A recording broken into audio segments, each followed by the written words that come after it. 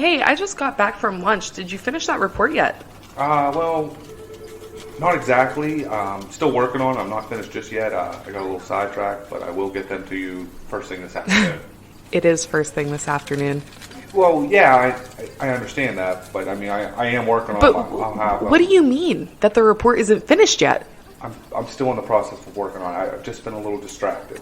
Distracted. Our meeting starts in an hour. I can have it. No.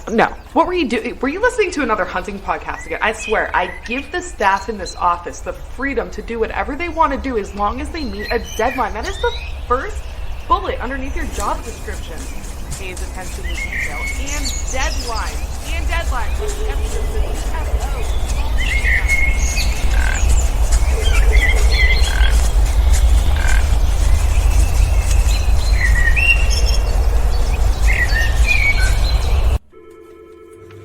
Dude, are you even listening to me right now? Welcome to episode 160 of the Whitetail Distraction Podcast. My name's Austin, and joining me in my garage, Chuck. What's up, buddy? Nothing, man. What's up? Nothing, man. Just hanging out. When is the last time that I can say that I've driven over here with the windows down and a t-shirt? I don't know, but it's beautiful. Months. Not the best hunting weather, but it's beautiful outside. Horrific for hunting right now. I just want to apologize to all the whitetail hunters out there struggling with this heat wave that has come through this week. It was just 30 degrees, It was literally 30 degrees. and now it's like 75. It was beautiful today. But again, I can say that because I'm not really done. But I will say, like I've predicted to the people I've talked to, mornings this week have been fire on my cameras. Yep. So if you can, I know it's a work week, it's tough, but if you can, right now, mornings leading up into this full moon Saturday, Yep. dude, it's going to get so good next week. Oh It's my going to be gosh. so cold next week. The I'm next 2 stoked. weeks are going to be like Yep. the most magnificent thing we've seen. Fingers crossed. I hope it just, Yeah.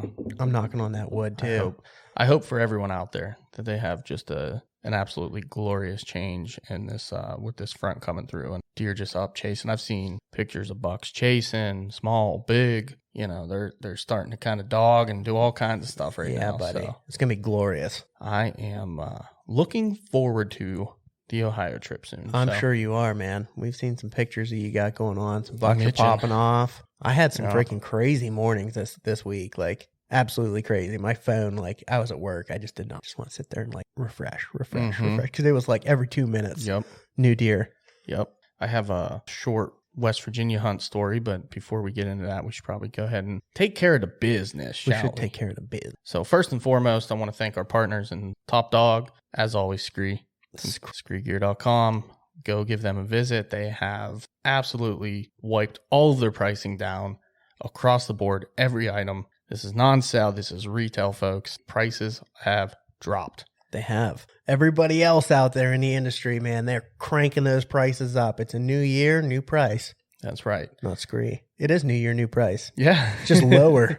Just a lower price. Just a lower price. Yeah, and they're still running sales, and I'm sure there's going to be Black Friday, something big coming real soon. I mean, that's right around the corner, believe it or not. Crazy to think about that. Yeah. But yeah, man, and it's going to be good. I'm telling you right now, if you're listening to this and this front's coming through, you're going to get a lot of rain.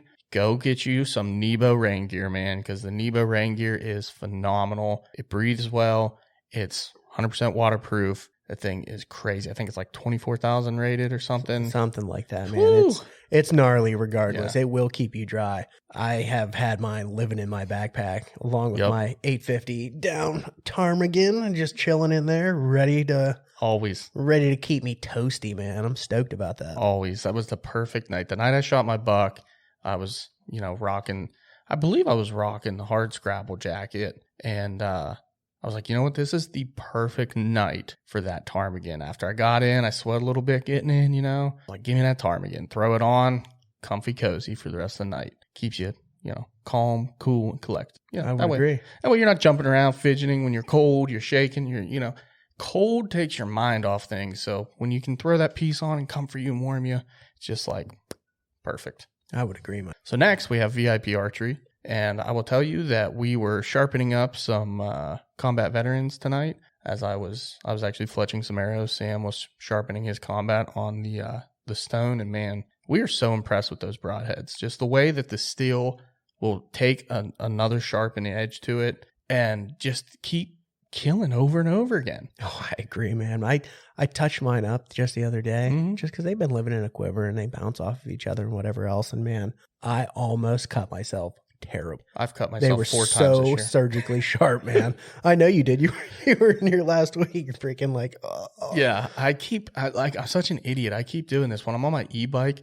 So I'm throwing my arrows up into my quiver, but you know, when I put my bow on my back, and when I reach back to check if the arrows are still there while I'm riding on the e-bike, I keep grabbing inside the quiver and my finger hits the edge of the blade, and I keep getting like a pinprick cut on my finger from doing that, like over and over again. It's like I'm giving my blood or something, or checking it for diabetes. You're just making them be blood brothers with you. That's all.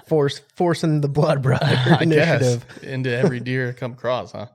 But yeah, man, they're sharp, and they just, like you said, you just keep shoot them over and over again. Combat Veterans, my favorite. I shot the Commander this year as well. I don't mind it. Shoots more like a fixed blade than I think the Combat Veteran does, even though they both are cut on contact. That 3-blade, I wanted to see how it was, and I'm not done with them. I have 3 of them. I'm going to put them on arrows, and I'm going to have a mixed quiver, and I'm going to continue to use both. Yeah, but I dig it, man. I still lean The combat vets are personally. just so nasty, man. Yep. We got some stuff to talk about when it comes to those bad boys, but until then, we're going to move on to our next. What's the next partnership? Back 40C. They are some awesome people, guys. If you guys run back and listen to one of our recent episodes with them, they are just amazing people. And they graciously granted us a coupon code for you guys. It's Distraction10, and they're offering free shipping until the end of the year, which is absolutely awesome. If you want to get some stuff to do some frost seeding in the spring, now's the time to do it. Heck yeah, definitely. Those guys are awesome. That was a great episode with them. And I will say that when we get into these kills, we'll talk a little bit about that as well, because we have some people to mention and some killers this past week since the last episode. First and foremost, I was lucky enough to help recover a dandy of a buck. Yeah, dude. Dandy of a buck. Dandy. Man, our good buddy Sam Stickle shot another freaking tank. Dude, you lay that deer next to last year's deer he killed on the property, the similarities are overwhelming. Uncanny. Yeah, it's ridiculous. Like, you couldn't tell when he first shot that deer, and it is a tank of a body of a buck, like an absolute giant. He blew the Combat Veteran through him. He ran 80 yards, tipped over. Blood like you've never seen before. Just wicked. And we got up to him. We're like, holy hell, look at the neck and the chest and the body on this thing. And you're looking at the antlers, and when you're looking at him, like, first I'm like, wow, that is a freaking giant. And like, dude, that buck's going at least 132 is what I told him right off the rip. I'm like, that buck's going 132. I'm telling you right now, it's going to be right in that range. And the more you look at him, you're like, oh, I don't know, maybe he's going to be more like 128. I was like, I'm telling you though, dude, this buck's bigger than the one I shot. Like, he's a tank. You just can't tell because his body's so big. His body's so big. He's just dwarfing that rack, man. Yeah. His neck is so big, man. His neck is like the size of my torso. You should have seen when we had him hung, like, you could wrap your arms around his neck. Like, it was that big. Like a tree. Yeah, like a freaking tree. I would climb trees that size. Like, that's my perfect size tree. It's the neck of that deer. But the whole point of that was he shot it over the back 40 seed company little food kill plot we had. And That's awesome. Game fuel, I think. We had the game fuel planted. Yeah, correct. That's awesome. Yep. So next year we're going to get the clover blend, and we're going to continue, like you said. We're gonna buy some clover blend, and then we're going to do some frost seeding and do the whole plot like we always do. We always do the whole plot in clover, and then come late summer, we'll drop one of their kill food sources in there at the bottom. Very cool. Dude, Very it's been cool. working like crazy. Dude, I'm excited about that, man. Yeah, and he killed it over. Rattled him in. Snort, wheezed, and rattled him in. There was that couple day How about period that? there, man. I'm not saying it's not still going on right now, but camera activity kind of dulled down these last two It has. nights because It has. it's warmed up a little bit. But those couple of days was like absolutely freezing cold. It was crazy. There were deer running everywhere. I talked to like 3 or 4 different people that had bucks like running into doe groups and like really getting wild. And that sounds so crazy, man, because it was like the 20th or the 21st of October. What? Yeah, just a touch early. I don't want to be like one of those groups on Facebook, but like it felt like the rut was almost on. You know what I mean? It does give you that kind of feeling that that pre-rut seeking and chasing phase, the does were not in. There was no breeding happening, but the seeking and chasing phase was 100% in full swing with that weather. They were feeling funny. Yeah, I don't know if it was like this whole front coming across or what it was before, this warm spell, But dude, that little cold streak there, like you said, from basically the 17th to like the 21st, 22nd. Yeah. It was bananas. It was, man. I can agree with that, man. Really Holy good. smokes. But we got other killers too. So we have Sean. Sean just recently joined our Patreon. He's our newest member to the Patreon. He is our newest member of the Patreon, and I will say, Yeah. he joined. And then what happened? He joined, and within 12 hours of being a Patreon member, he killed a stellar buck down in Florida. If that doesn't tell you something, I don't know what does. I think it means people should start joining if they want to get it done and kill a buck this year. That's all I'm saying. That's all I'm saying. It worked for him. Uncanny. The luck of the podcast. Yeah, 100%. It's a thing. It's hilarious. It's a thing. That's awesome. Good for him, man. Speaking of Patreon members, we also have J-Bo, the Slaybo. He killed a doe as well down Yes, in he Florida. did. He had some good luck with that one, too. Yeah, he pump stationed that deer. It was good. Killed it quick and efficiently, just like That's we right. should. I agree. Yes, sir. So that's pretty much it. I don't know if we mentioned too for Screet, we do have a code WDP20. You can use that, and WDP10 as Correct. well. Yep. So we have an affiliate link now that we have in our link tree. Yep. On if our you run social over to media. like our Instagram or something like that, you can click on our link tree and go straight to it right there. And there's a little reminder on the link tree too, WDP20. Yep. So you can use either code, see which one works, see which one they'll let you use. Yeah. You can't stack them, I'm sure, but for some, I'm not sure exactly what the 10% will give you off that the 20 wouldn't. I mean, obviously take your best discount, but Absolutely. that's what we got going. Very cool. Very cool. So what are we doing tonight? We're doing a little call-in episode. We're going to have a quick little break here. I'm going Okay. to get this up and rolling, and I'm going to make an Instagram post, and we're Okay. going to roll into it. Sounds good to me. Get her rolling. While you do that, I'll tell you my West Virginia story. How about that? Does that Cool. work? Yeah. Hold on All right, one so- second, just so I don't. All right. Make your All right, social cool media beans. post. Oh, I got to make social media post. have, We like, a just sit picture or here and something? not have anything happen. All right, man.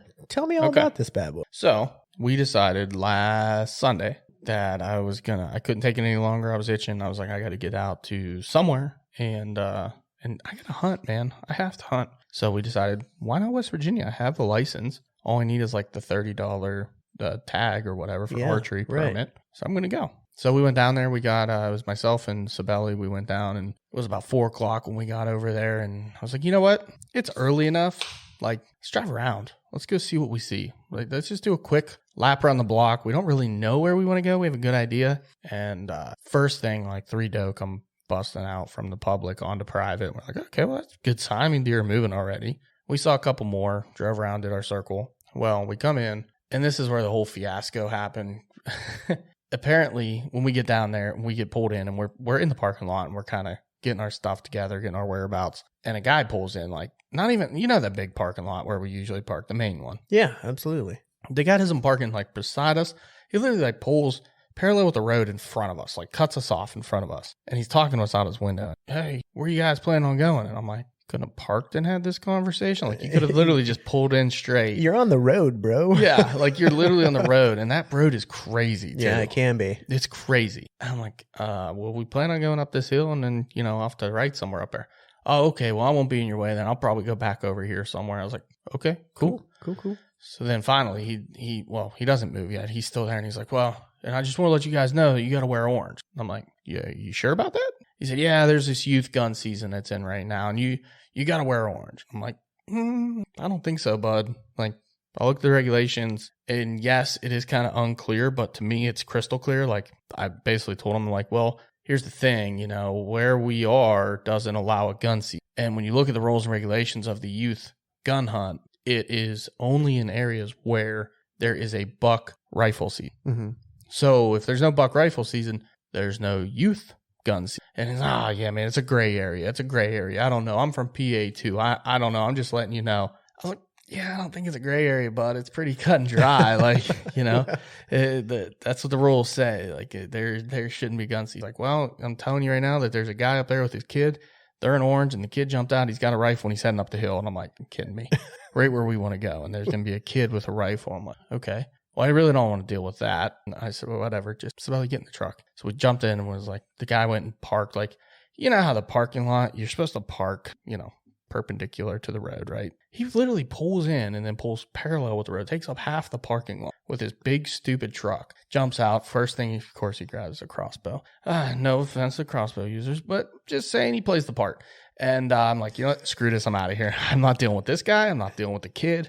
I'm not dealing with any of this. I didn't come down here really to mess with people. I'm just going to leave and we're going to find, there's plenty of spots. We just drove all over. We saw nobody. Let's go. So we come up to the next parking lot and I'm like, you know what? I'm going to ask this guy just for the shits and pull in behind the guy properly off the road. And I'm like, hey man, what's going on? How are you? Whatever. And I said, you hear anything about this youth gun season? He said, yeah, I think it's for a couple days, but you know, I don't think they can hunt here. And I was like, yeah, I'm pretty sure, because he has no orange on at all. Yeah. I'm like, yeah, I'm pretty sure you're right. I was like, but some guy told me, you know, he could, and then he had a kid, and someone else was down there already doing it. He said, well, I'll tell you this. Apparently 2-3 weeks ago, my buddies told me there was guys up here turkey hunting, and they stopped him and told him, hey, you know, turkey doesn't come in for a whole nother week, right? I was like, you gotta be kidding me. He's like, yeah, so I wouldn't really trust the locals around here to give you the best intel on the rules and regulations. Goodness, man. I'm like, I am definitely in West Virginia right now. Like, you got to be kidding me. So that guy was in a good spot that I wanted to go to too. And I was like, man, he's heading kind of right where I've seen pretty good buck sign in the past. So we drove and I'm like, there's this new spot I've never laid feet on before, but Sabelli had hunted there in turkey season this past spring. I'm like, we'll go down there and you can kind of show me where you guys were. Him and Joe Seaburn were down there, and they said they saw a ton of deer, a bunch of turkeys, whatever. I'm like, all right, cool. So we went in, started walking in. There was a truck parked there, but we never saw that guy. And then we bounced off out of this like overgrown field to the left into the woods. And it was nice. It was kind of like openish, but with little thick spots in there, like little tiny sapling thickets. And the first spot right when you come in, I mean, there's a nice rub there. Trail coming in the woods, and I'm like, there's a little bench with a bunch of big oak trees. I'm like, this looks nice. I'm going to set up probably right here somewhere. The wind's supposed to be blowing down over the hill. Do we have a call? We do have a call. Nice. Well, let's get the call. I'll continue the story after. All right, you're on the Whitetail Distraction Podcast. What's going on, man? What is up, guys? Oh, what's going on? How you doing, buddy? Oh, pretty good. How are you guys? Not bad, not bad. Not bad at all. What are you doing tonight? Not a lot. Just got home from hunting a little bit ago. What were you hunting? Deer? No, pheasants with the dog. That's what I thought. Well, I saw that picture you had with the pheasants, but I didn't know if that was your old picture or if that was tonight. We got 2 last night. Nice. Very cool. Very cool. Nice. You should still have some doe tag left, right? Just 1 or 5. Yeah, you're in the same boat as me then. 5 sounds about right. I was just talking about you on Polo. I don't know if you caught that, the old Patreon Polo. Have you shot 2 deer so far this year? Am I right in saying that? 2 or 3? Yeah, doe the first day and then that buck the other day. That's what I thought. Okay, my man. I should clarify. This is a damn Rahar. Yeah, sorry. That it is. How did you like our new call-in? What would you call this setup? I don't know. Call-in setup. Call-in studio, it's called? Yeah. I was kind of distracted by it because it kind of like tried to dial it and it said white male distraction. So I don't know. It doesn't pronounce it very well. Oh, good. White male distraction. Welcome to the white male distraction. You sure you called the right line first, bud? I mean, you answered, so. Well, then you're in the right place. Unreal, man. Unreal. Oh, boy, Adam. I was just telling my story about West Virginia. It was just an absolute shit show with some of the people down there. But it was we saw some deer, man. We saw some deer. So we're going to have to try to get down there together if possible. Maybe after your Colorado trip. Yeah, I'd like that. I was thinking about it. Speaking of your Colorado trip, are you excited? Are you ready for it or what, man? Why don't you give a little details on exactly what that hunt's going to look like? Well, I really don't know what it's going to look like. I've never done it, but as far as I know, it's like semi-guided. We're going in with a guide, and they're giving us a wall tent and pretty much see you in 9 days, and you're on your own. That's kind of legit. Badass. Yeah. Not too shabby. This is a gun hunt, right? Yeah. So I thought, that's cool, man. It'll be a gun hunt. How you feeling about it? I mean, like on a scale of 1 to 10, like how nervous are you and how like confident are you in it? I don't know about confident because I know the winter kills are up, but there's been a couple people up that way that said towards that area hasn't affected it too much. So I don't know. I'm going in it with I don't care if I shoot one. It's more of the experience. Okay. I can dig that. I was actually talking to a buddy of mine a couple weeks ago. I called him. I was calling for another buddy to find out about some fishing spots, and he's in Wyoming. He was mentioning how bad the winter kill was last year too, and it's been pretty crazy. They've been finding bucks and bulls all over the place. Really? I think that was something Charmaine mentioned on the podcast when she was on, but she had mentioned also that she'd seen more animals during her spring turkey hunts than she's seen in a long time. That's right. So yeah, you're right. yeah, I guess it's hit or miss. It's probably going to be in pockets, Yeah. right? You know, like anything, when it happens in pockets, and you just hope that you're not in that specific little area. So I hope you do good, man. I'm sure you're pretty excited about it. It's going to be an adventure, if nothing else. Yeah, I'm pretty excited. I just can't believe it's already here when we planned it, 2 years ago, year and a half ago, at least. Yeah, that's cool, man. Well, while we got you on, too, I mean, we might as well talk some whitetail, right? I mean, we want to hear about this buck story. I don't even know if we've really truly heard. I mean, I have, but the full buck story. I want to hear it, man. Give it to us. Give us the nitty gritty too, man. Yeah, come on now. So the girlfriend wanted to shoot a doe, and it was muzzleloader. So we went up in my hunting shack so she could be noisy or whatever. She doesn't hunt a ton. And every night we went up in it, I took my bow because, God forbid, I don't have it and I'm going to see a buck. And we were just sitting there. It was like 5:45, right around there. And I just kind of peeked out in front because there's a series of high walls. Buck came up over this high wall, 20 yards in front of us. So I didn't even have my bow knocked. It was sitting back by the door. So I had to get up, go to the door, grab my bow, go back up to the window. Of course, the window seemed super loud, and I had trouble opening. I figured, oh yeah, this thing hear me, it's gonna be gone. And it worked off up the food plot a little bit, and I couldn't stand to shoot because of the window, but I couldn't crouch to shoot, if that makes sense. I was like half in between. So I stopped him at 37 yards and shot, and it looks far back. And after we found him, I mean, it was. But after I found him, I thought, I'm getting ahead of myself. Yeah. So Slow after I down. shot, Slow down. I knew it was far back, so I called Justin. He didn't answer. He was in the tree. Called you. Just needed some reassurance that, hey, this is where I hit this. It's a dead deer, but I don't want to go after. And me and you pretty much came to the conclusion that's right, and we hoped it was scored away. So that was right about 6 o'clock at night I shot it. So we just snuck out of there and went into work real early the next day, I think 3 or 4 a.m.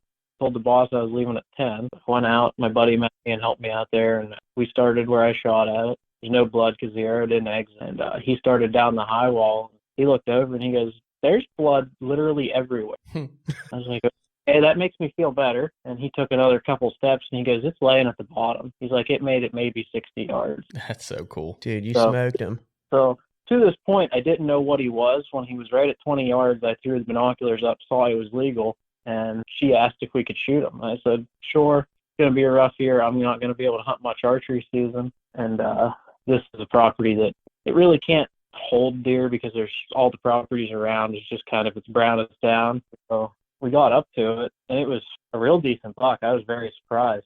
It was 9 points, broke off one of his G3s, but it was still over an inch. Hey, counts. But it took over 2 hours to get him out because we had to drop down over a series of 2 high walls and then take him through a little bit of a swamp. But Oh man, we got him out after a while. that's awesome. Now, I feel like either the night before or a couple nights before, you sent me a Snapchat and you were in this hunting shack and you mentioned seeing a shooter up on top of one of the high walls. Was that the same deer? Do you know?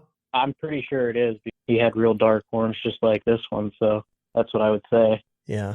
Yeah, that thing was really dark chocolate. Yeah, Beautiful, it was a great buck, man. Yeah, I remember when you told me, when you called me, I mean, you were kind of still, it was like right after, you were kind of still Amped shook up, Yeah. to say the least. And you're like, I don't know how good he was or this or that, but, you know, he was legal, he was good enough. And I took the shot and I'm not sure about it. I'm like, well, you know what, man, we came to the conclusion, like, well, he has to be quartering away. The way you shot him, the only way you don't get an exit, in my opinion, there from where you think you hit him is if he's quartering away. Because if you would have hit him where you said you did, which you literally nailed him right where you said you nailed him, you would have blew right through. So it was great to see that shot. I mean, that was crisp, clean, beautiful. Like you said, he went 60 yards. I tried talking you into kind of sneaking up and looking over that edge. I know I meant to mention it like 2 or 3 times when we talked, and I was like, it's not smart, but if you got the wind and it's quiet enough, maybe go peek it.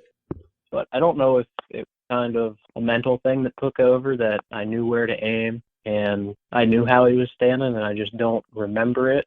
And it's just kind of like a muscle type thing, and that's what went down. Because the shot felt good. It hit where I was aiming, I think. Yep. But I can't really remember. It all happened so fast.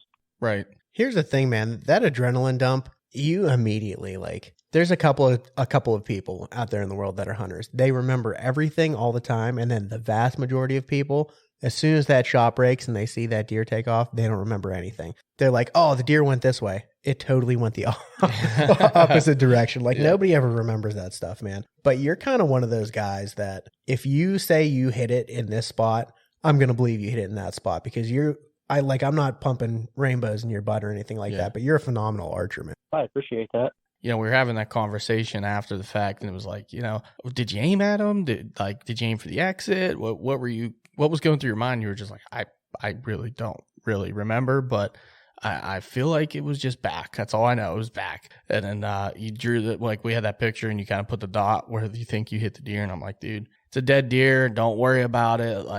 Just play it safe, back out. You're going to find this deer tomorrow. He's dead. You just have to find him. That's all. Yeah, I'm pretty sure that evening was 32 or 34 degrees. Mm-hmm. So that's one thing I was not. Yeah, had you shot it tonight, I'd be like, dude, you might want to go check. Yeah, for sure. You might want to go check. Horrible. Yeah, I got a couple warm here. Probably a good reason I'm not archery hunting too. Yeah, that's a good point. You just knew you were going on this trip, man. It just, you thought it into existence. You brought that deer in, tagged out, and you focused specifically on that elk hunt. Really, I was just trying to get her a doe, because I could not put a doe in front of her to save my life. Yeah. Well, next week. So what day do you leave again? Do you leave next week for Colorado? I think we're leaving November the 6th, on Monday. Okay. Well, that's late. So you still have a whole nother week, and when that weather changes, you should have deer running wild all over the place. Especially with that nice, hunting shack, you can get her out there and hopefully get a doe on the board. Yeah, next week looks fire. Oh, dude, I can't wait. It really does. I can't wait. Be back in the game again, chasing bucks in Ohio. I'm freaking jacked, pumped up about it. Yeah, let me tell you, if I wasn't going to Colorado, I'd be calling you up and we'd be going to Ohio or somewhere, because I couldn't do this sitting at home stuff. Oh yeah. I got a buddy going up to New York next week. He's taking a day off and having the long weekend. He's going up. That should be exciting. He went last year. He hit that buck. Yeah, that really good one. Yeah, really good one. Yeah. And I was talking to my dad earlier too, and he was like, "Why don't you get your Ohio license and come over here? I just got permission on a new farm." Oh my God. I was like, "Oh, dude, very tempting." Yeah. I got to get it done in Pennsylvania first. Yeah, I guess. Those opportunities, they only show up so many times, Well, he'll keep the permission. I told him I'd come scout it for him. There you go. Yeah, it's going to be a fun time. This is a fun time of year, for sure. I think that's our boy Mikey calling in. Oh, there we go. He just texted us as well. But Adam, any final thoughts before we let you go, man? What's going through your mind, buddy? Not a lot. Just Austin, the one thing you need to go do, check that stick for that huge shed. Yeah. Oh, Still dude, thank you me. for the second reminder. Oh my gosh. Yeah, you're right, dude. You're 100% right. I keep forgetting about it. You guys keep reminding me, and then a day goes by or whatever, and I'm busy at work, and I don't ever think about it. Coyote probably ran off with it by now. I'll tell you what. Here's what I'm going to do. I'm going to skip my lunch tomorrow. Oh. And I'm going to run out on my lunch break. I will Marco Polo the entire thing. I'm going to run out there and see if that stick is actually a shed. You think you can find it again? I know exactly where it was. Okay. It was leaning almost up against the deadfall. Oh. I know exactly where it was. Yeah. It definitely. really looked like a shed from the tree. Dude, if it's a half rack, I'm going to freaking lose my mind. He broke off his main beam, so he's I got know. a stub on that side. So it's almost the whole thing, too. Mm. We'll see. Well, I appreciate you, Adam. Good luck in Colorado, buddy. Thanks for calling in. You are the man, as always. Great season so far in Pennsylvania, and you're far from done, I'm sure. Oh, yeah.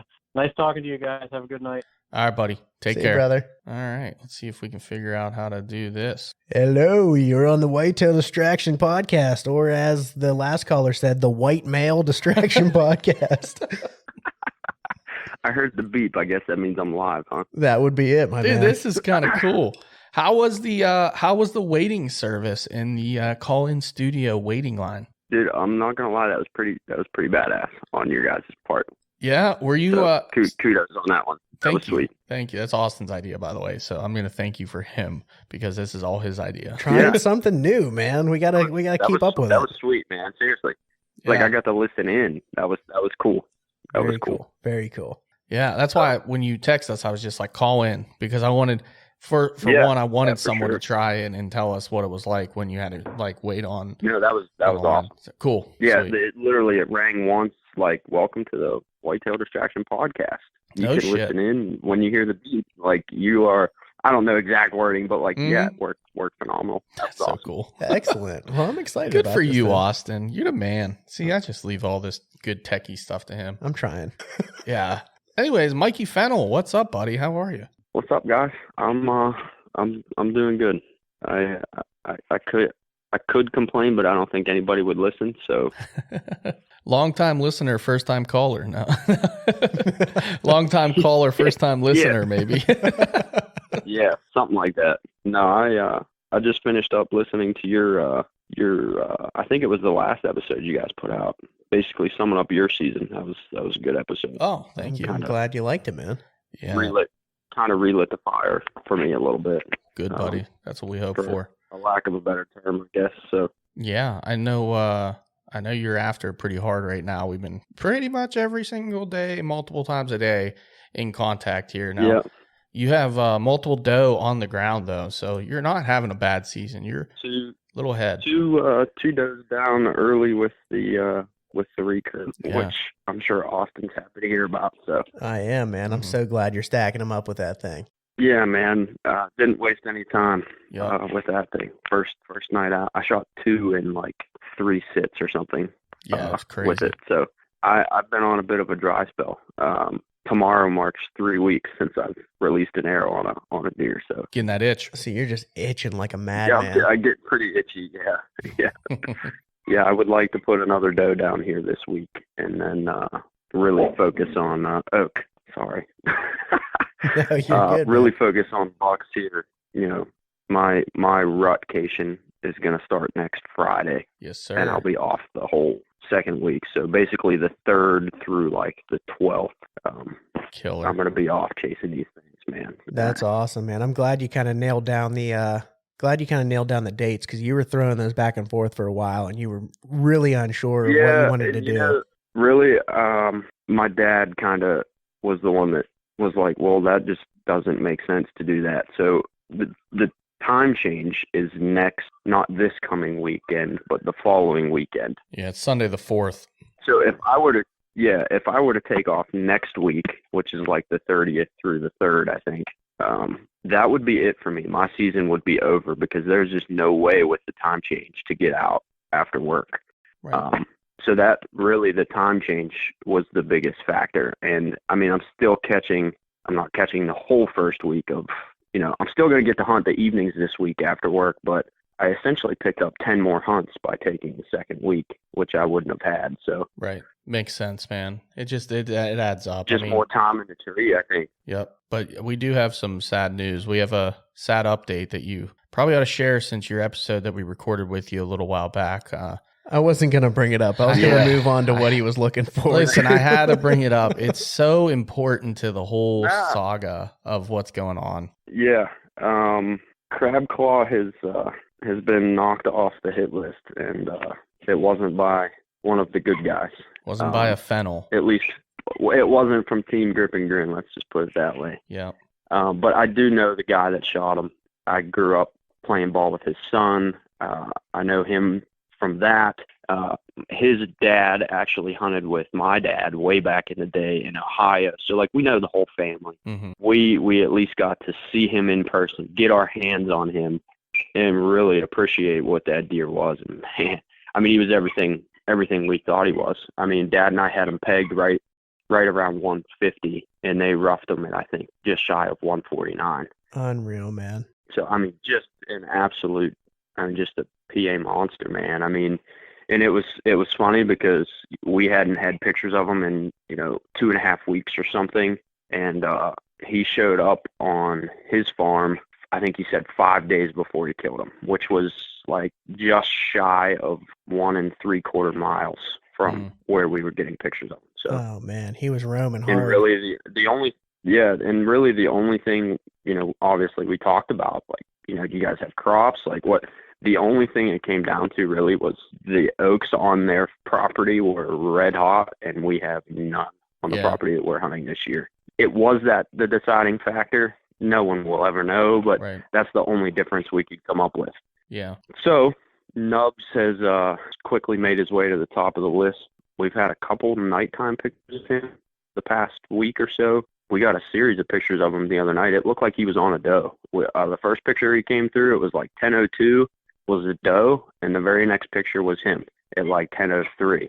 He walked right through the scrape that he frequents, didn't touch it, didn't even bat an eye at it. He just followed the same trail that doe was going on. So I don't know if he was on her, but it sure as hell looked like it. But yeah, so that story has come to a close. Like I said, grateful that I at least got to get my hands on him and see him in person and really appreciate what we thought he was, and we were pretty spot on with that. So that's cool, man. So I have one real good question for you. So this is a kid that you grew up with. It was his dad that killed this buck, right? Yep. All right. So have you called this kid up and basically like, gone after him and been like, hey, my dad could beat up your dad? No. To be honest with you, it went nothing like that. And I'm not one to ask someone where they shot a deer. Kick his ass, I'm Rick. not at all, but I did ask that one because that deer was just so obvious to me. Like, I opened Facebook and it was like, that's him. That's 100% him. Oh no. As soon as I saw the picture, I went to my camera roll and I'm like comparing pictures. Like, I got both apps open, switching back and forth. And I messaged him like, hey, like, I'm not trying to be nosy. I don't even do this, but like, I know you, so I feel comfortable asking you, like, where did he shoot this deer? I'm not asking for an exact pinpoint location, like what area. As soon as he texted me back, I was like, that's him. There's no doubt about it. So I'm gonna get pictures and videos that we have of them over the past few years over to them, just because they don't have that information, which I would want. If the roles were reversed, like, yeah, I want to see what he looked like last year, for sure, because he did change. But yeah, I mean it's still a hard one to swallow. I texted Dad the first time I hunted that farm after he was killed, and it had an empty feel to it. And I remember texting him that, like, man, it just feels empty on this place tonight. Man, you don't put make us cry. Effort into a deer like that. Like, no, I mean, I can't do anything other than what I did, and that was hunt them smart and hunt them hard. And I was close to it. Last year I was in the game on that deer. This year, I mean, we had pictures of them in velvet. We had pictures of them hard boned. We never got to lay our eyes on them, but it was a fun chase, man, and that's why we do it. That's right. Yeah, I mean, at the end of the day, like I was telling you, man, it's closure on a deer that you've been chasing for how long, that didn't just disappear and get eaten by coyotes somewhere, or you just never know, what happened, or someone poached him or whatnot. And I almost wonder too if I know you had some issues with some trespassers there right before the season and kind of right before this deer disappeared. I almost wonder if that didn't contribute something into this, that added pressure, added a scent in there just from one, this trespasser coming in, and two, you guys having to go in there just to handle the issue because you have somebody trespassing onto private land. It's like, it was just a perfect storm, I guess in a bad way. Yeah. I mean, and you're exactly right. And to be honest with you, Nubs went MIA the exact same time he did. He is, like I said, he's back. Obviously, we've got a couple different series of pictures of him within the past week. So he's in the area. Dad and I kind of made, I think that was last night or the night before we both hunted it. We kind of tag teamed it on before it really got warm yesterday. So yeah, that would have been Monday night. But we basically were like, look, we're not coming back in here until this cold weather comes back in. So neither one of us is going to be in there all of this week and probably the middle of next week before we go back in there after them. But it just doesn't make sense to be in there. Right. We got other places to be that we can still go do what we want to do. And realistically, I mean, we both would love to put another doe down this week. I can't blame you there, man. Just keep after it. I love I love the kind of back and forth we got going on. You're sending me stuff every day, so it's keeping me motivated at the same time, and I'm just excited for what's to come, Oh, man, because our that weather's goes gonna both get ways. better, and it's gonna be just hot here. Yeah, through the weekend, really. It's supposed to rain, I think, Saturday, Sunday, I'm pretty maybe sure. It's supposed to Monday. be pretty much a washout. Yep. From Tuesday on, it's just going to get colder and better, Mhm. I think. And, Oh, it's gonna be so good. like the middle of next week for me is going to be brutal, like just begging to get to Friday because that's when it's all going to start for me. Yeah. You know, 9 days essentially. Yeah. Now, Mikey, are you going to get out in the It's gonna be fun. afternoons at all, like Tuesday through Thursday-ish, you I'll- think? Yeah. Okay. Yeah, I'll be out every night. Good. Didn't go tonight. We took Mia trick-or-treating tonight, so that was an excuse to just take a night off and breathe and spend some need it. time with family. And Yep. that was she had a lot of fun, so Good. that was a good night. Yeah, I mean we fletched up some new arrows the other day. Looking nasty, by the way. Those look so damn good, dude. Thank you. I was really happy with them. Really happy with how they turned out. Not that I'm sponsored by them or Yeah. anything, but One Stringer, man, shout out to One Stringer because those people are awesome. I ordered 2 sets, 2 different colors, 2 different designs, obviously for my compound arrows and my trad arrows, and they actually sent me the same design but in 2 different colors. Well, I called them when I got here. I was like, hey, like this is right, but it's the wrong color, you know, wrong design, whatever. They sent me the new ones, the right ones for nothing. Keep the other ones. We'll send them out to you. Have them in a couple days. And I emailed back and forth, getting them to design these for me. I mean, amazing. They ran the whole process, designed them for me, sent me proofs. I mean, you can pull them up on the website, different colors, the exact same wraps that I had. Dad's going to do the same thing with his, just a different color. So Nice. That's awesome, man. There's pretty something to be said for a good company and good customer service. And while we're doing shout outs, man, I'm going to shout out another really good company, and that's Little Debbie. This break brought to you by Little Debbie and Old Forester. heck yeah. Cheers to that. And I was going to say we need Mike to design us some WDP arrow wraps. Oh, we should do I've never that. actually used a wrap on my I have wraps. arrows You have a wrap before. on your turkey arrow. I know I do, but I've never I have used wrap them It on is. my arrows. arrows. I've used them forever, and some people don't care what their arrows look like. I don't. It's like it's part of your gear. Like it's part of me. You know, I can personalize them in so many different ways with so many different colors and veins and feathers, and I mean, it's just. But I also enjoy the arrow building part of it. You know, bear shaft tuning, playing with different weights, getting different arrows to fly out of the same bow that weigh different, that measure different. For sure. I have I mine. enjoy that. Like I enjoy that side of it. Definitely. I have mine kind of set up as like a fail safe. Like I have a really bright orange wrap and I have bright orange fletchings on my arrow. It's like a fail safe in case my nocturnal doesn't light up. So I have some sort of a extra little bit so I can see. That thing is bright as hell. I mean, and we're no different, especially trying to film. I mean, Dad shoots yellow or pink. My traditional arrows are orange, obviously, like you guys have seen, and my compound arrows are typically the red and white. So obviously, I mean, I right don't know. on the back end at the very. It's the added weight on the back end, I think, is why I kind of steer away from them personally. But What it's is a so wrap? minimal. What is a wrap? I know. I don't know. That's the thing. I Are don't you scared know. of like 4 grains, dude? I am. Like- That's going to change my percentage Dude, from and here's the- 15 to 14.82, and I just can't have that. So you go from a stock insert to a 50 grain brass and add some structural integrity up front. I already have that. Well, you gotta go a little heavier. I have 75 grains up front. Technically, I have 64 up front. Technically, I think it's 64. To be honest, Yeah. Gnarly, I gnarly. really don't notice a difference. Yeah. I'm sure you won't. Honestly, I'm just. You know, some messing. people go to the extreme of like wrapping the back end of the arrow with electrical tape when they're bear shaft tuning to mimic the weight of their wrap and Oh, feathers. okay. I don't go to that extreme. I You don't know if I can, agree with that. It's kind of crazy. but I don't see it. I don't see a big enough impact to go to that extreme. If you're bear shaft tuning, bear shaft tune. Right. Yeah. That's kind of how I feel about it. Like, Yeah, because I mean, I guess I understand it though. You are bear shaft tuning with like the proper weight that you're going to actually be shooting if you put the electrical tape on there. But then why don't you just put the wrap on there and bear shaft tune with the wrap on, and then put your fletchings on afterwards? Can't you do the veins? Can't you do And that? I have done that. Okay. Yeah, you can. You sure, absolutely, you can. And like for me, my trad setup is so heavy up front Like I'm shooting a 200 grain broadhead with I think 75 grains of brass up. Pretty freaking heavy. Right. Like for me, it's really difficult to get a perfect bullet hole because of that much weight being up front. I always have a knock high tear. Gotcha. Just because of the weight.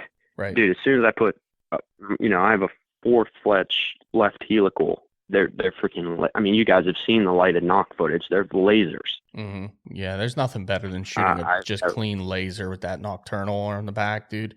Oh, I love it. Oh, I love it. I love it. And especially when it just zips like right in through the goods and you're just, oh, yeah, that was money. No better feeling, man. What you wait all year for. Yep. I don't understand how people don't shoot I've been lighted carrying knocks. it a lot, though. I'll be honest. I just don't get it. I agree. It's such a useful tool. We were just giving some people some hell in the Patreon group like last week or the week before. And it was hilarious. The back and forth was just absolutely ridiculous. It was funny. It was all for fun. We weren't actually giving anybody any shit, but it was hilarious. But I'll tell you what, over the last 2 deer I shot, my buck and my doe that I shot, there has been so much intel from being able to see that lighted knock and where it hit the deer to tell me what to do with the track and recovery. Like, I couldn't change that for the 6 grains you add by adding a lighted knock as opposed to a regular knock.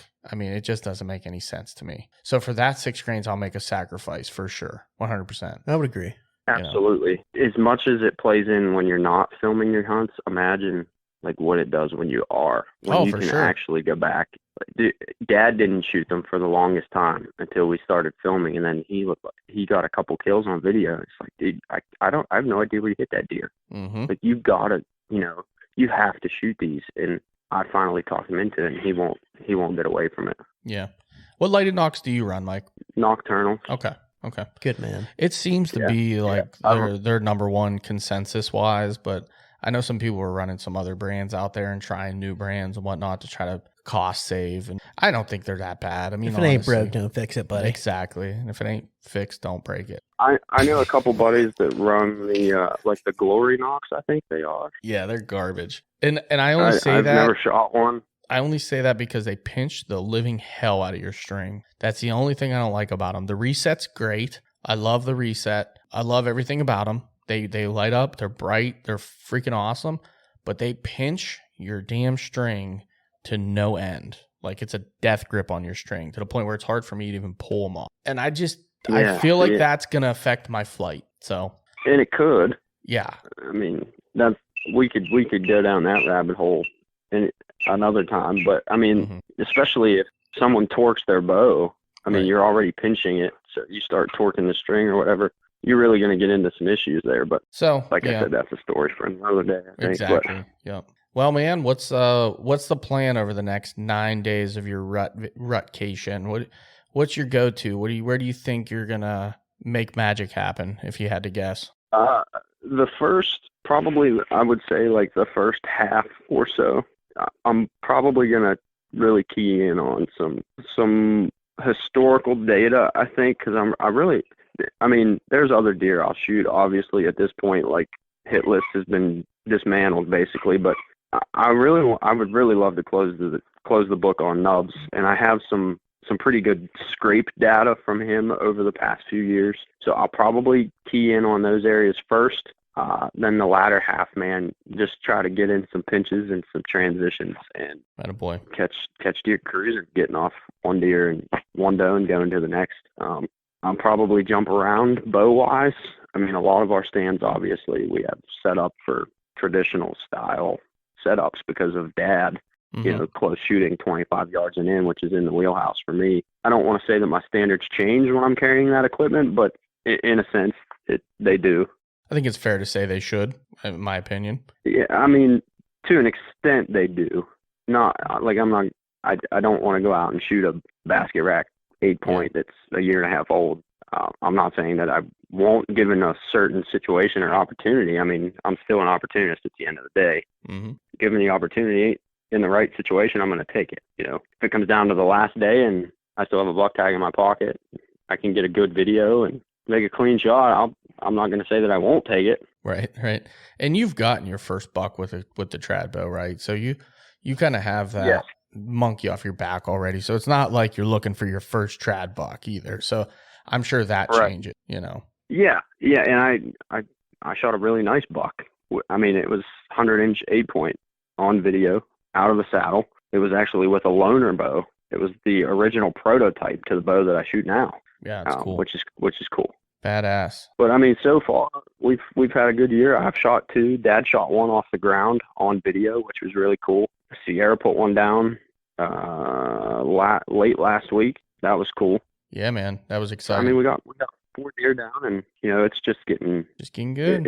It's just getting to the part where it's going to get good. Yeah, man. I mean, I'm looking forward to it. I know Dad is too. He's off. He works 3 days over the weekend here, and then he's off the rest of the way. So Good he'll be stuff. able to hunt every day the rest of the season. I don't have that luxury of 26 years or something at the same company where he gets ungodly amount of vacation time that he takes at the end of archery season every year. But I got 5 days paid vacation. I'm going to do that. I'm going to take a day unpaid, which will be Friday the 3rd. There you go. And we're gonna give them hell. I mean, that's all we can do. Yes, sir. Well, good luck to you. Good luck to Rick. Good luck to all you guys out there, Grip and Grin. We have another call coming in, so I want to let you go here, but I want you to go quickly shout out where people can find those couple first doe videos and the videos to come. Yeah, we YouTube, Grip and Grin Outdoors. That's where all of the video content is. We do have Instagram and Facebook, but yeah, everything's under Grip and Grin Outdoors in some various fashion. Our logo is our profile picture on everything, so you can't miss us. Perfect. Well, thanks for the call in, buddy. Good luck. I'm sure we'll be talking tomorrow. Yeah, absolutely. And we'll keep this thing Yeah, going. you guys know me, man. I'm down to talk anytime. So Heck yeah. send brother. some of that good mojo my way, Chuck. Good luck, Austin. You got it, brother. Let's finish the season with a lot of Grip and Grin picks for everybody. I Yes, love sir. it, man. I love it. All right, brother. Good talking to you. See you, boys. Take care. All right. Here we go. We got another one coming on right now. Hey, you're on the Way to Distraction podcast. What's up, man? I'm not. It's Cody here with the non-typicals. Just giving the call and seeing how.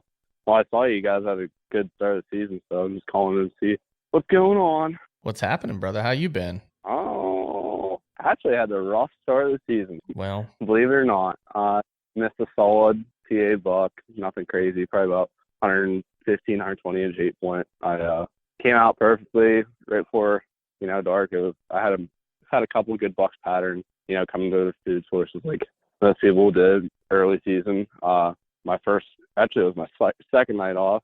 I got on film and everything. It was at 50 yards. Kept on catching my wind, so the wind was swirling like crazy. It was pretty warm. It was like the first week. That I think it was a Tuesday or Wednesday or something like that. I didn't get to hunt the first couple of days, so it was my work schedule. So got out and came out to 50 yards, but it kept on it gave me a good opportunity. So I figured at 50 yards, you hold low. It's gonna duck a little bit at 50 yards. I shoot good at 50 yards. I feel confident at 50 yards. Like I didn't feel like I was gonna mess up or anything. Shot 50 yards, put it low, like at the heart. Thing didn't even duck it. He just stood there, and I shot right underneath his belly. So it was a clean miss. So that was my beginning of the season. Other than that, the past couple weeks have been dead, honestly. The cameras have been dead. Everything's been dead. But I've been seeing rut activity, little bucks chasing does and all the good stuff. So. Yep. Now, what about last week? Did you guys have anything good on camera last week? I know last week was a lot better than this week for a lot of people in PA. I know the deer been moving, daylighting like crazy. That first day of the red moon, I had a solid buck. It hit my trail cam, and it was hot as crap. It was during that hot streak, which I hung that night, and he was 100 yards away from me from my camera, but I couldn't see him because we were rolling the hill. He hit my mock scrape I put up, and my neighbor actually hit that buck the other day. Did not find it, but nobody's had him on camera now for about 2 weeks. I don't know if he's dead or not. So that's that part right. So that's where I'm at right now. Tomorrow morning, I'm gonna go hunt some public land. Scouted it. What was it? Monday I scouted it. So tomorrow I'm gonna go in there, put a camera on a bunch of scrapes right between two cuts. So hopefully I'll get lucky in there. Like I said, all my farm's been dead. I filmed my buddy shoot a doe the other night, so other than that, it's been pretty good, but it's starting to heat up. I cannot complain. Congratulations on the buck, though, Chuck. Thanks, man. Awesome, man. Appreciate that. Yeah, appreciate that for sure. It it's been a hell of a year, dude. It's been crazy, but it's been crazy good. And it's like eating me up this last week, not hunting really a whole lot and not getting out and just trying to get everything caught up because, man, I was just saying the other day, like one of my toxic traits is definitely when it comes deer season, like, or turkey season, I just drop everything and go all in on hunting and like just throw everything to the side. So everything's a mess. Like I'm still, processing deer and it's just crazy right now, but that's a good thing. It's a good thing. Like this is what we live for, right? All year round, we live for these 7 weeks of Pennsylvania archery season. Yep. So I really have zero complaints. Are you going to head to Ohio or any other state since you tagged out in PA? Oh, yeah. I was in West Virginia last weekend, this past Sunday. I was in West Virginia. We never finished that story, but I did have an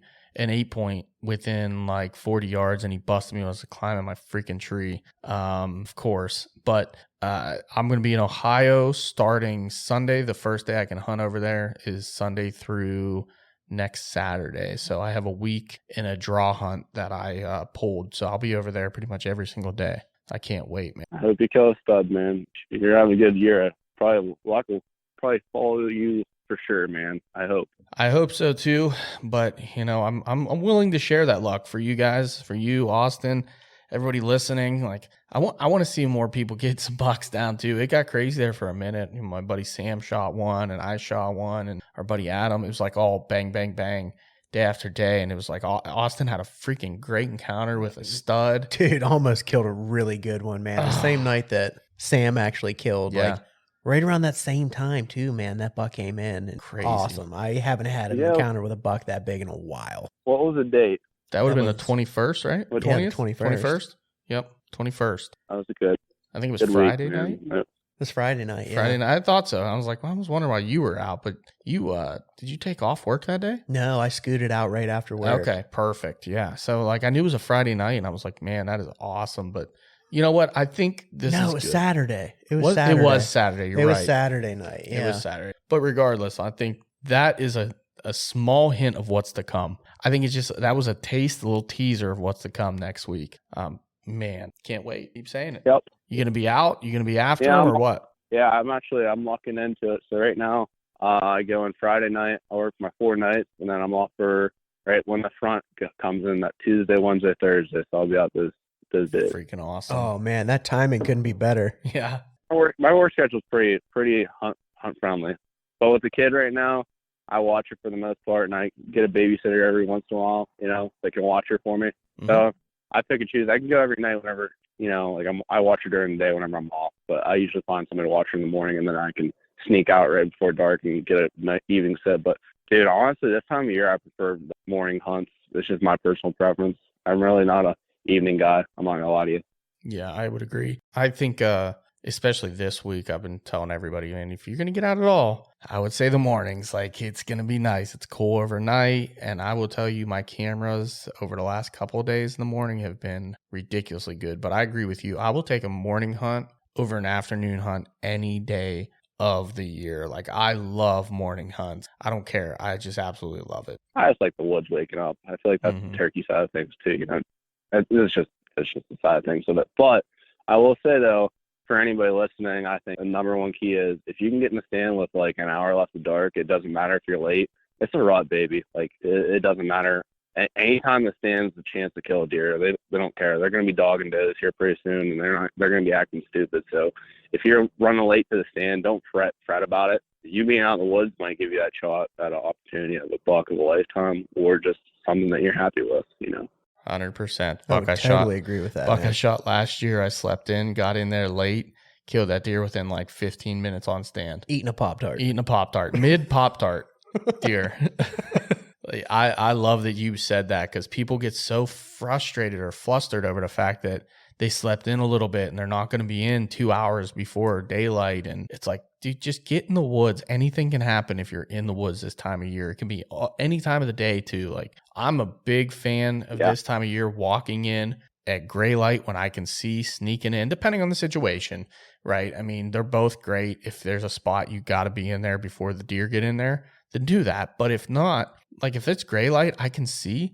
If there's a buck chasing a doe, I have an opportunity to shoot that deer. I'm not busting deer out of my stand before daylight. So I'm a big fan of doing that. You get extra sleep and you get to stay in the stand a lot longer. Like stay until like 12, 1, 2 o'clock and try to find, that midday cruiser. Big fan of it. Big thing I'm going to try this year, I've been talking about it for years, and I've done it before. So, like, during a lockdown, like, you always have this mature bucks lockdown with a big old doe, and they're not moving at all. We've been doing, like, we started a couple of years ago, started doing this is take your rattle antlers, ground calls, bare minimal, and just start walking ridge to ridge with, we bought a freaking Montana decoy with, like, a little 6-point, like, it's all breasted up. Man, we started doing that, and we've had success, but no connections yet. They'll come in, but we just started doing it, so we're just trying to figure it out ourselves right now. Yeah. But honestly, midday, trying to get up in the bubble, it's kind of like turkey hunting. Kind of, I use the analogy is you're getting the gobbler's bubble. Well, in this situation, you're getting that buck's bubble with a mature doe on lockdown. He's gonna get fired up and mad. But we've seen that we didn't have a decoy the first year, and they'd come in about like 60, 70, but they wouldn't commit. So we started using this decoy. And we're starting to see more commitment of them coming into more of a shooting range for us. So, God, that's so cool. I wouldn't push people to try that too. I mean, be aware of your surroundings. Don't get shot by somebody, but try it. Such a good idea, dude. I love that.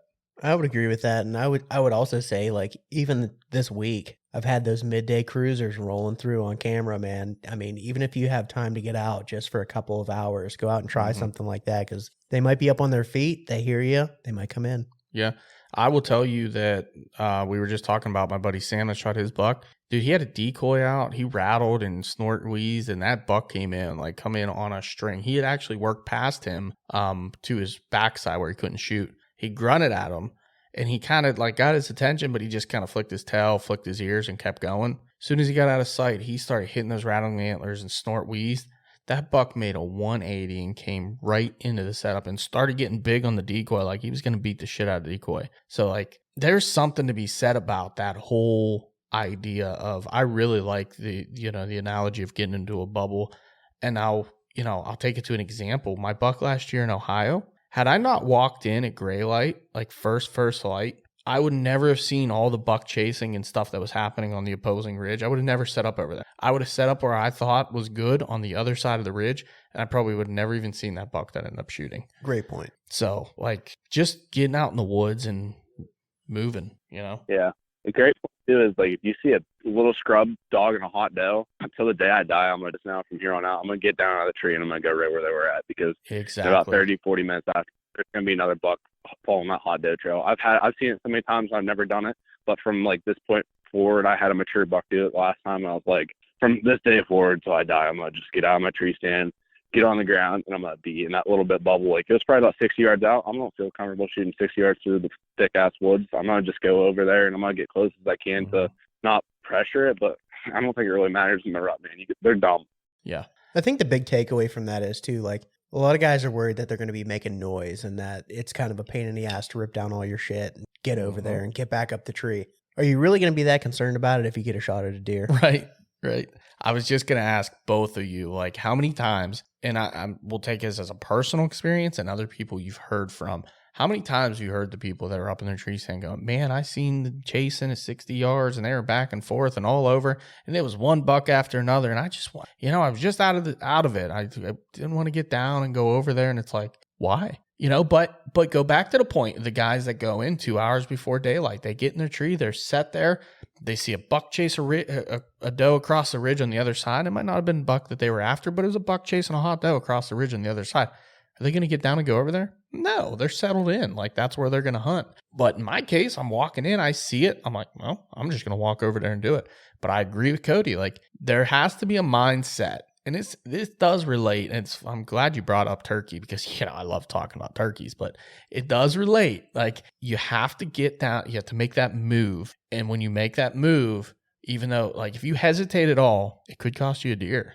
But how many times have you heard of like 2, 3, 4 bucks going across in the same exact spot, and you're stuck at 80 to 100 yards away watching it happen, instead of you could have got down, moved over there. Maybe it takes you an hour, and next thing you know, there comes that next big buck, and he comes right past you. Agreed. So that's good advice, man. I'm glad you brought that up. It happens a lot. I mean, it's happened to me now a time or two, and I'm to the point now, I'm still young in my hunting career, and I'm kind of excited, proud that it's just something you catch on after seeing it for so many times, I guess. And I mean, like you said, you might mess up on the biggest buck of your life, but it's a rut, man. It doesn't matter. It really does not matter at this point. It's either make or break. And a lot of people don't have the time, like, to hunt, like most people. And if you see that, honestly, I've seen it from you said it, and I've heard multiple people say it, and I've had it happen to me a couple different times now. So the day I die, I'm going to get out of the tree stand. I'm just going to get down. I'm going to run right over there and try it. You know, worst comes worst, I bump more deer. It doesn't really matter. But the day I shoot a freaking big buck, hopefully one day, hopefully I can say the story and it worked out for my favor. But that's what I do for the most part now. From here on out, I'm going to try doing it, I should say. I'd say even if you can't find a tree over there to climb, like even if you can find a good ground setup just real quick, you know, something to tuck behind a big tree. Because that buck, if he comes through and he's hot on the doe scent, he's not looking for you. He's not worrying about, you know, hunters. He is worried about finding that doe. And like you said, he's just crazy. So maybe you don't have to get 20 foot up in a tree on top of him. Maybe you can run over there real quick, set up real quick on the ground and just try it, you know. Be there. Yeah, just to be in the right spot. And it's starting too, because my buddy told me a story. They're up in Big Woods, up in ANF, and they're hunting bears, and they had inlines and stuff. And my buddy and them, they found a big set of sheds. So it was him and his brother, and they're just goofing off. It was a rainy, I think he said it was pretty rainy, and it just stopped raining. They're messing around with. Well, they found these sheds, and they're just talking normally, just messing around. And this big doe jumped up in front of them, and he's like, the doe was acting weird, but we were smacking these antlers together and just bad with our mouths, like bleating and snorting wheeze. And he said, I turned around and there's a buck getting ready to spear my brother in the back. I didn't believe. I mean, it was just the story he told me, but I believe him though, because he's like, dude, it tried spearing my brother. I yelled and it screamed, and finally he realized that we weren't another deer, and he got scared and he circled around them, and he's like, that deer was so mad and got fired up. And that was just this past week, you know what I'm saying, whenever the inline was. Yeah, and it gets hot up there too, though, like earlier than us. So I'm sure it's full swing up north right now. Yes, I will agree with that for sure. Right now it's just starting where I'm at. Like it's just getting time to get frisky. I like the first week of November to like the second week of November in my area. But I'm more central western PA, you know what I'm saying? Right. I'm up north. Yep. So that's up up. So right now it's probably not up there. But like honestly, it's weird. I think certain does come in estrus. I'm not 100% sure with this, but I feel like certain does come in estrus early. And next week there's going to be more does coming in estrus, and then it's going to keep on dwindling down till the last week of archery. You're going to have very few, and you're going to have those big boys locked down with those hot does, because they're just going to be kicking the crap out of the little guys trying to get with them. And then you'll have your rifle season. The first day of rifle, you'll have a couple of does that come into, estrus. So. That's pretty much what we've seen over the last couple of years for sure. Hey, it's pretty spot on, it's man. Just data, man. It's just it's the one thing I will say is, if you see an area, just write it on a piece of paper or just take a mental note of, hey, I had these does in my area. We're in estrus for sure. I had bucks dogging them. You know what I'm saying? Just write that down on a piece of paper. And I'm not going to lie to you. You'll see over the next couple of years, you'll see the pattern. And if you don't, then it might be different. But like I said, there's going to be, I think it started probably about 2 or 3 weeks ago from my area. A couple of does came in estrus. You can just see it. And then now it's getting to be more like common. And I'm saying next week's going to be fire. The first week of November to like the second or third week's pretty good in my area. You know, it just gets better and better as the weeks go on. So From that's just my area. But 6th to the 10th is like so good. Yep. That's like peak rut in our area from what the biologists tell us. And I would agree. Like how many bucks I've killed between like the 6th, 8th, and 9th, that whole area. Fire. But it's funny, like you said, there's certain properties on certain days that I go year after year, and it's like those couple of days, like October 29th, October 30th, those 2 days just north of here, when we go up, like Austin's killed, I've killed up there. Like, it's really good those few days. The 25th through the 2nd is like when I've seen the best action, in my personal opinion, the most amount of bucks that I've killed. Yeah. It's just like that right before the real rut kicks on. Every buck's up on his feet. They're all running. These poor doe, like some of them aren't ready yet, and they're just like, leave me the hell alone. But, that is some of the most exciting hunting. And I'm so freaking pumped that we're there. Like, we're there, boys. It's here now, man. We are there. Now, wait. I got a question for you guys. Do you have a certain sequence you do while you're hunting for like you? So are you the blind caller, or are you just the one that if you see a buck, then you're going to call at it? Or how do you guys go? Because I had two different strategies. I was just calling to see what you guys think. It kind of depends where I am realistically. If I'm hunting like a really hard edge and there's a lot of cover in there, I'm going to do a little bit more blind calling because I can't see as far. Now, if I was hunting, say like some bigger timber or something, I'm just hunting like a transition area, I'm probably going to wait until I see something before I call. Yeah, I would agree with that. Unless I have a decoy out, if I have a decoy out, I'll call all day long. But if I don't have a decoy and I'm just out there blind calling, I definitely do some blind calling, but I 100% will need to be near something thick if I'm doing it. If I'm in the open or on a field edge, I will not do it because it's burned me back in the past. I used a blind call, and kind of my sequence was always start off with, and I've changed it up over the years, but typically I'll start it off with some, a series of grunts, couple, just like contact grunts. And then I will come back a little later and do some tending grunts, a couple little burp, burp, burp, burp. And then I've had really good luck actually in the one property, just doing like one big almost saved your phone. You got it. One like big loud buck roar almost every like 10 to 15 minutes. And on like the third one, I called in a buck doing that one time. So I've had that work. Rattling, to be honest, dude, rattling for me has never really worked all that great. Personally, I do it just because it's fun. And when you get bored out there, you never know when you can call one in. But I tend to not want to rattle anymore unless I have a decoy. Because, I could get away with a grunt here and there, and I kind of aim it and move it as I tend, like a deer is moving through the area, so they're not coming in looking for it. But if I rattle, it seems like they're coming in looking, and they always hang up. What about you? What do you think? Honestly, man, it's going to sound crazy, but I do both. But I do like your loud, like grunt, like a little bop at the end of it, and like a bop, bop, and then I do bop, bop, like tending grunts, you know what I'm saying? Yep. At the end of it. But after that, dude, I hit my can call like 3 or 4 times after. Like the bleat call. And I'm telling you right now, the can call, I can call like the cam, like legit, the Primo's can, man. I will rip the can call 3 or 4 times. It's annoying as crap. But, dude, I've had so much success with the can call after I grunt. And then after that, I do a couple of small tending grunts after the can call. And it works fire every single time. And I've never had any problems. I can agree with that. See, you have like two schools of thought on that. Like you have the people that absolutely love the can call, and then you have the people that absolutely hate the can call. I've never actually used one, but I do have a doe bleat that 100% believe in. It has absolutely changed deer 100% in front of my eyes several times. And I think it's called the Hot Mama. We were just talking about this on the Patreon group, like probably last week. And this thing just sounds awesome. I think it's called the Hot, but it's like, I don't remember who it's made by, man. I've had it for so long. I think I bought it at a show at one point, but it's really similar to like the buck roar where you can pull it apart and you can change the tone of it with a band. Okay.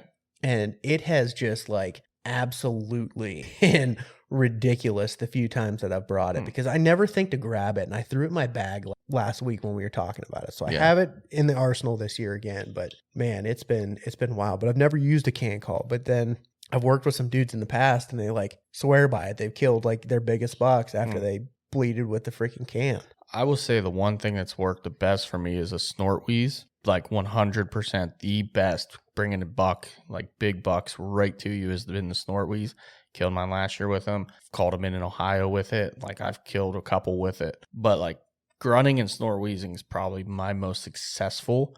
I use that can a ton and I've never had anything really successful with it. And I've, like I said, I've grunted or I've rattled a lot and really never had anything from it either. So I don't know. It's funny how certain things work for certain people though in certain areas. Yeah, like early season, man, if I have a doe way out there and it's getting ready to cut like lights, I'll hit the can call, dude, and they'll run right now.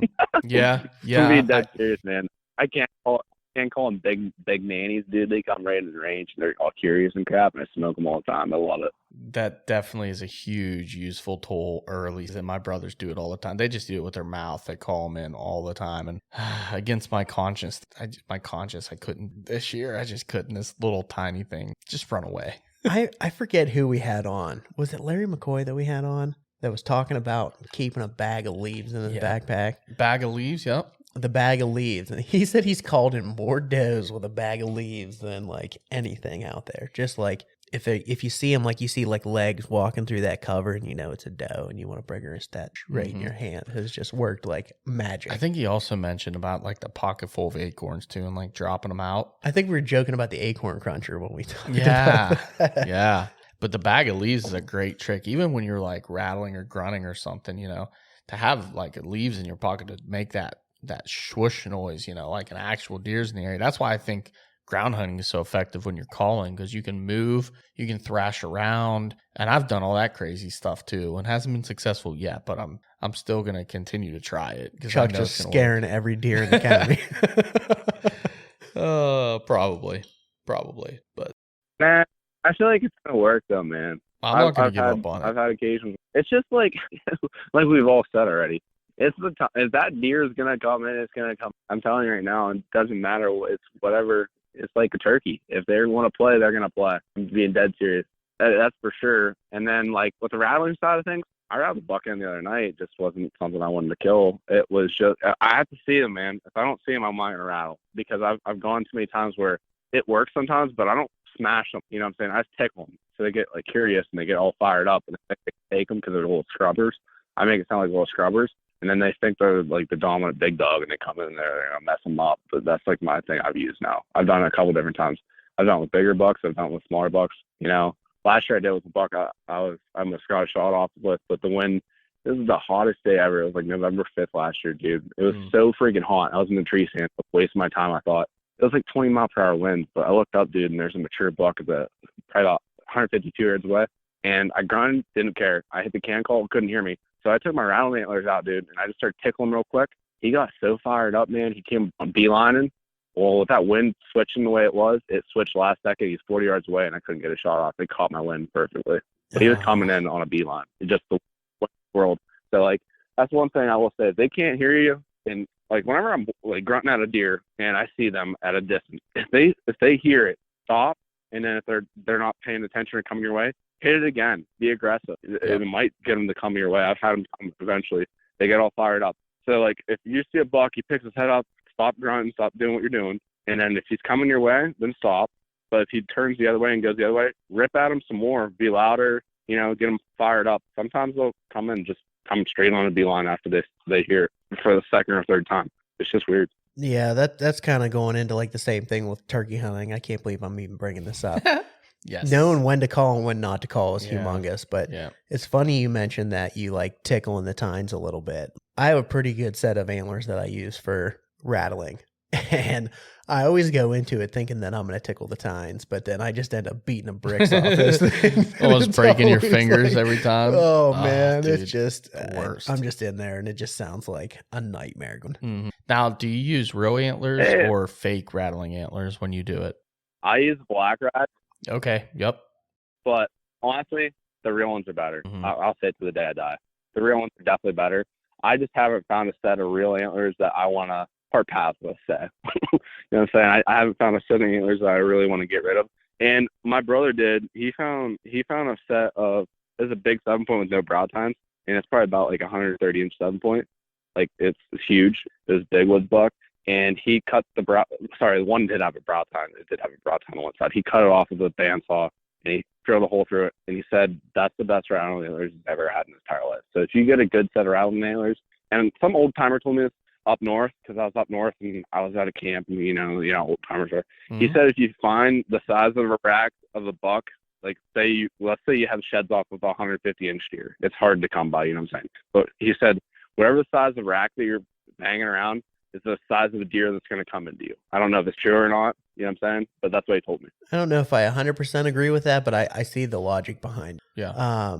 The ones that I have, they're not sheds, they're actually cut offs. I got them from a deer farm. I bought them and I cut the brows off of them, but it's a pretty good set. I ended up getting them pretty cheap too. I think I paid like $40 for them. Nice. And they were a big 8-point set. It's probably about 140-inch set. Yeah, those are pretty impressive. I just carrying those giant things around with you. There's no good way to carry real antlers. There really isn't. That's the problem. Inevitable. You're going to be walking Yeah. in, they're going to be clanking or whatever else. But that's why I like the black rack, and I just put, one of them little night ties, gear ties around them, keep them tight all the time. And I do when the same need 'em- thing with mine, but they come loose on, Yeah. on the real ones. Yeah. That gave me a good idea though when Cody was mentioning that, because I found like deadhead 7-point. I wonder if I should just cut the antlers off and make them into rattling. I would be cautious about that because they were still in velvet. No. Not that one. Not that one. That Okay. deer's left in the woods. Okay. No, a different deer. A different found. deer. I was thinking Yeah. of the one you found this Nope, year. I was going to say, hardhorn. I'd be cautious Yeah, about no, banging those ones together. That was a hell of a. I might go back in and get that rack. I would. I don't know. We'll see. You got to get I'd whatever give 'em a minute. salvage tag or whatever for it. But I just left them. But the other set that I have, I could definitely cut those off and come up with they're small and they're perfect size for a nice little set of rattling There you antlers. go. Never thought to do that before. It's a great idea. Yep.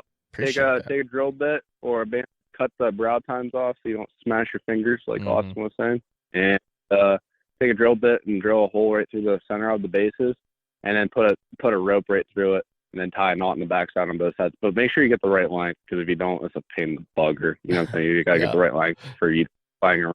I've done that a time or two where it's just not right. You know what I'm saying? Because my brother and I, when we were messing with them, they weren't too short the first time we did it. The second time we made it longer, and it's perfect for them. So that's what I would do if I was somebody. But even with my black racks, man, that's what I did. I put a paracord around it.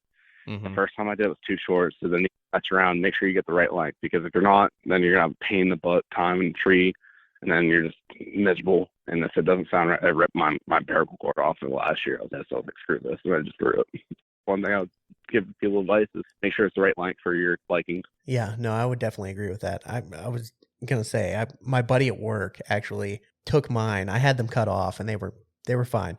I cut the brows off, but he actually took them and did like a leather wrap where your hands go. And he stitched them and everything, and he tied me up this really nice paracord and everything on them. They are like premium freaking rattling antlers now. That's so cool. That is really cool though, to have like that grip. I've seen. Oh, dude, yours, it's like leather literally- grips on them now. Yeah. They're That's he's next hand level. stitched them and everything. I was like, dude, these are freaking sweet. Yeah, those are next level. That's freaking cool. Yeah, pretty cool. Pretty cool. We're getting up there. We're about an hour and a half into this thing. I appreciate you calling in, Cody. Man, good luck on the season, dude. I'm telling you, I think next week or the week following, you're gonna get on your little rutcation. You're gonna, I think you're gonna smack one. So looking forward to hearing from you about it. Well, Man. man, good luck to Austin. Good luck to everybody out there, and stay tuned. And good luck to everybody. Honestly. Yeah, absolutely, man. You want to shout out where everybody can find the non-typicals and what you guys got going on right now? Just go on the non-typicals on YouTube, Instagram, or Facebook. We got a couple doe kills and my myths on there. Going to be coming up on there. You got to post your failures, so I'll post my failures. I don't care till the day I die. So that will definitely be posted here and coming up. And just good luck to everybody, and enjoy the great outdoors. That's all I care about. Honestly, just spend time in the woods. It's so relaxing, and it's worth it. My man. I appreciate you calling in, brother. Love it. Good luck, buddy. Yep. Have fun. Good luck, guys. All right, man. Have a good night. All right. What a freaking call-in night, huh? Good call-in night, man. I like this new system a lot. Yeah, that's pretty cool. We've gotten some good feedback from the callers. Big fans of the white male distraction. Do you want to finish that story real quick, or you want to leave it off where it is? What the West Virginia. West Virginia? No, and really the end of it is it's just we got in. We screwed around so long that when I finally got in, I started climbing my tree. Unfortunately, I moved down over the hill from where I initially was going to climb, and I thought I found this really solid spot on this real thick creek bed, like right on the edge of it, thinking it was going to be like the rut in movement. And I think I was a little too early for that spot, but when I started getting up my tree, I realized I needed to get like one more hump higher, like one more move higher to get above a couple smaller trees below me. And when I did that, I heard boom, boom, boom behind me, and I looked back, and there was the buck. He was coming right in. He's kind of bounded off to my buddy Sabelli, which of course his setup wasn't like ideal for the whole area either. The wind was all wrong, and the deer ended up busting him as he drew back on him. And at the end of the night, I had a couple does come on. Literally the one, I'm not kidding you, from media away from my tree, stopped right. And there was 2 trees, maybe 2 feet apart. And I couldn't decide which one I really want to climb. So I climbed the front one. And the deer was between the 2 trees, like standing there underneath me at the end of the night when I was trying to rappel down. But just a doe. Like, I wasn't going to shoot a doe. I have 1 tag down there. Really want to put it on a buck if I can. So I don't blame you, man. I was like, I'm not going to shoot a doe. I'm not going to shoot. My bow was on the ground anyways. Nothing I could have done. It was so dark. Like, I had to use the binoculars to see what it was. And it was literally right there. Yeah, it was sniffing my rappel rope was on the ground. It's like Yeah. sniffing it, like, what is going on here? Something isn't right. That's wild, man. So that was fun. It was a cool sit, fun night, but no success. So It sounds like again. That's awesome. it was nice to be in the tree again. You know, it'd been a couple days, and since I had been in a tree, so it was like kind of feeding my passion, or fuel my passion, I guess, a little bit there. I would agree, man. It kept you out there. Yeah, it was fun. West Virginia was nice. Weather was great. Sit was great. Couldn't ask for much more. Looking forward, like I said, looking forward to Ohio, man. I can't freaking wait for Ohio. That's gonna be awesome. I'm really excited for you. I'm excited for what's to come in the rest of the season, and I think it's gonna be pretty good. Yeah. What do you got planned? You trying to get out Saturday, or what do you got? I took off Friday and Monday, as long as it gets approved. Friday, I might go out in the morning. I got a thing in the afternoon with my kids for trunk or treat. And then Saturday, I'm going to go out, probably a morning sit. And then Monday, I'm going to have to pick up the kids from school. So I'm definitely going to do like a morning to midday sit. Oh, that'd be money. Yeah, so it should be pretty good. No Saturday afternoon before all that rain comes in? Probably not, because it's my mom's 60th birthday. Okay. So I'm going to go out and we're going to go to dinner and stuff like that. But Cool. It's going to be good, man. Yeah. Well, best of luck to you, dude. I think you're going to get on one for sure, especially a couple of properties. Now I'm going to remind you while we wrap this one up tomorrow in your lunch break. I look forward to seeing you picking up that big shed. Okay? Remind me in the morning. So I There's don't no way in forget. hell I remember that in the morning. Adam No. might remember it. I'm not going to remember I'm gonna go on my lunch break. I'm gonna fly over there. I'm I'm gonna gonna have run to into set the an alarm woods. just to remind It's you. gonna be good because it's not that far. I only have to run like 80 or 90 yards into the woods. That's a lot of running. You might I'm want gonna to walk. run, dude. I'm gonna check it out, and dude, if it's that side, Oh, that'd be so cool. I'm gonna be so thankful you guys reminded Mhm. me 18 times to go back in and check it out. You're gonna get in there and that thing's gonna be gone because freaking stray dog came in there and grabbed it and ran. You know off what's with gonna it. happen? It's gonna be a damn stick, like I thought it was. If it is, it is. But we don't know. I'm Like, gonna take it anyway. Yeah, we need to know. Like, the people need to know. I will close the end of the saga on it. Bring a nutty buddy with you. It'll be a rack for sure. That just saying, it's your lunch break. You're allowed. Okay, I'm gonna munch on a nutty buddy. Cheers to that. All right, man. Let's wrap this damn thing up. Until next week, The distraction is real. let's go.